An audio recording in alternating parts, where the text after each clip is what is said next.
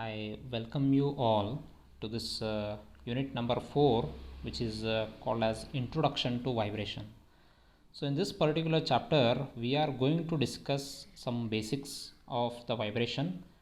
What is the reason for the vibration? What are the how the undesirable vibrations should be reduced?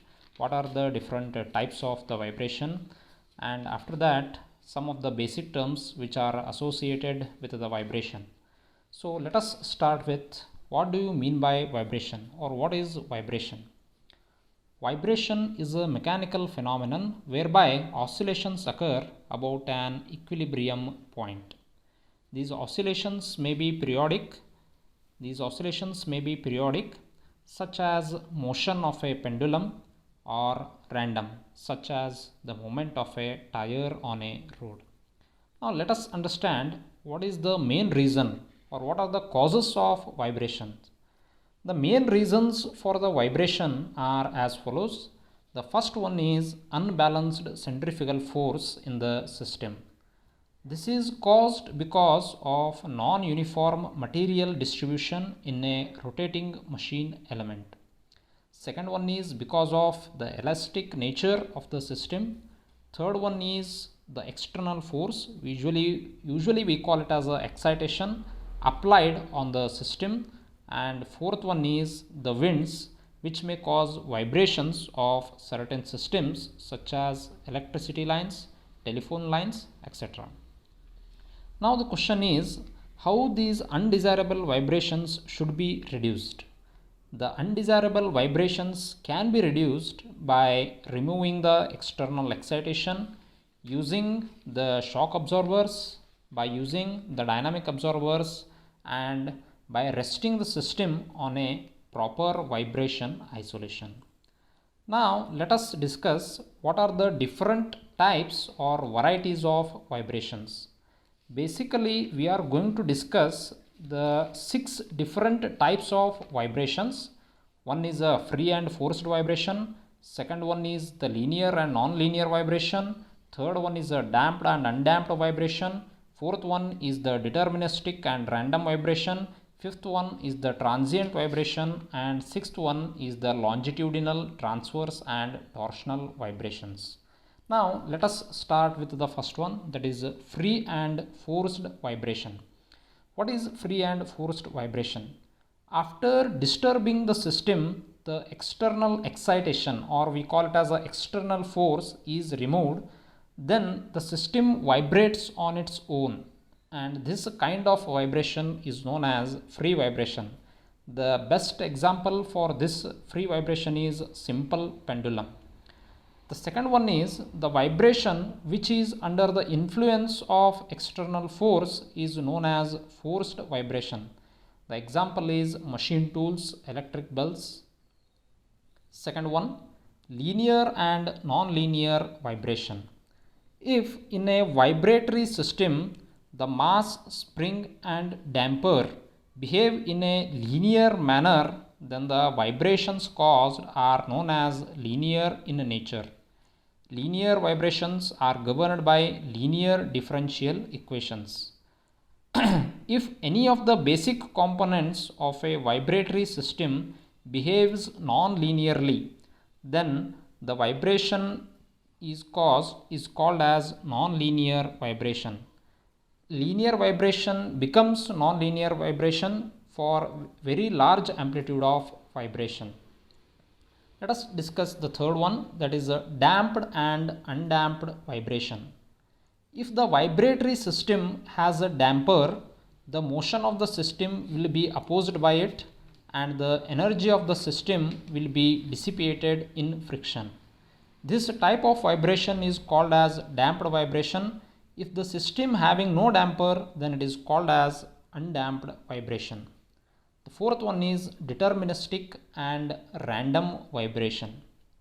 If in the vibratory system the amount of external excitation is known in magnitude, then it causes the deterministic vibration. The opposite side, that is contrary to it, that is a non-deterministic vibration, are known as random vibration. The fifth one is the transient vibration. In ideal systems, the free vibrations continue indefinitely as there is no damping. The amplitude of vibration decays continuously because of damping and vanishes ultimately. Such vibrations in real systems is called as transient vibration. The last one is the longitudinal, transverse and torsional vibrations. So here we can observe three figures. The first one is the example for longitudinal vibration.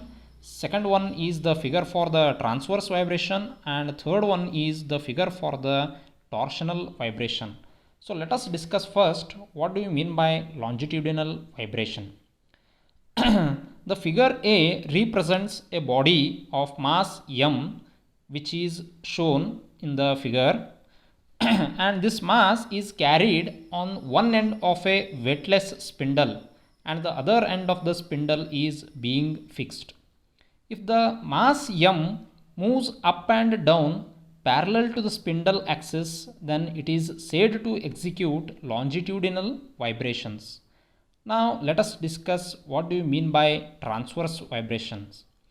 When the particles of the body or shaft move approximately perpendicular to the axis of the shaft as shown in figure B, the vibrations caused are known as transverse vibrations. And the last one is torsional vibration.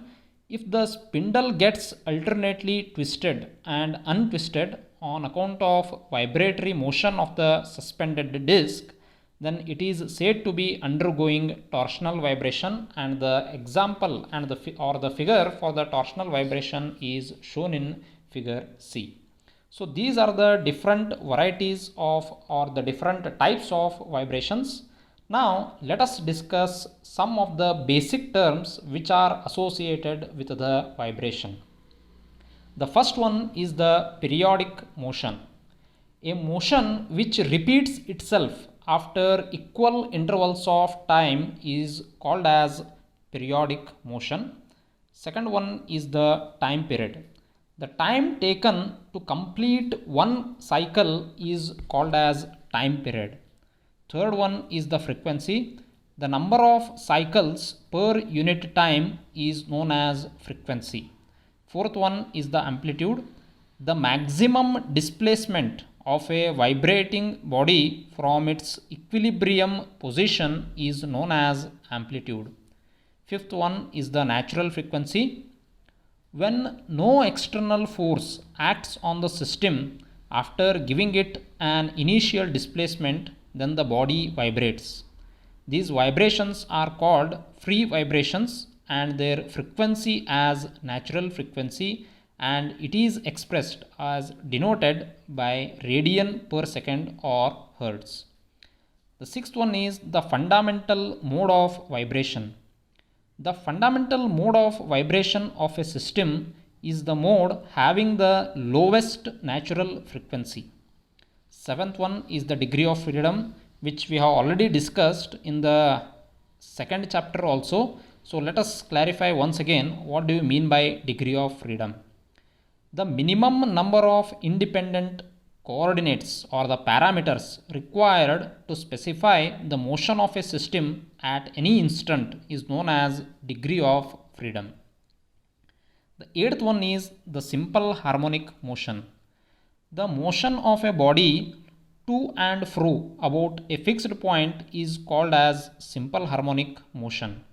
The motion is periodic and its acceleration is always directed towards the mean position. This point is very, very important.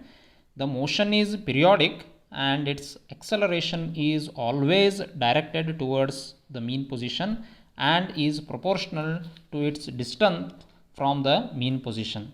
Let us consider a body having a simple harmonic motion and is represented by the equation x is equal to a into sine omega t. Let us differentiate the equation. After differentiation, I am going to represent x as x dot, and the differentiation of a sine omega t is a into omega into cos omega t. Now once again differentiate the x dot, then it becomes x double 2, and the differentiation of a omega into cos omega t becomes minus a into omega square into sin omega t.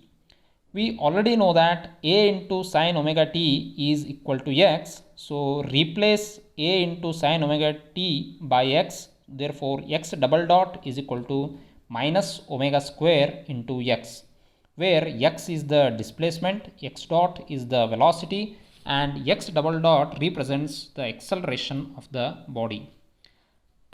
The next one is the phase difference. Suppose if we have two vectors x1 and x2 having frequencies omega radian per second each, then the vibrating motions can be expressed as, for vector x1 it is x1 is equal to a into sin omega t, and for x2 it is x2 is equal to a2 into sin of omega t plus phi, where phi represents the phase difference. And the last one is the resonance, very important. Resonance means when the frequency of the external excitation is equal to the natural frequency of a vibrating body, the amplitude of vibration becomes excessively large, and this concept is known as resonance. In the next video, we are going to discuss what is the simple harmonic motion, how to represent the simple harmonic motion, and what are the basic parts of a vibrating system. Thank you.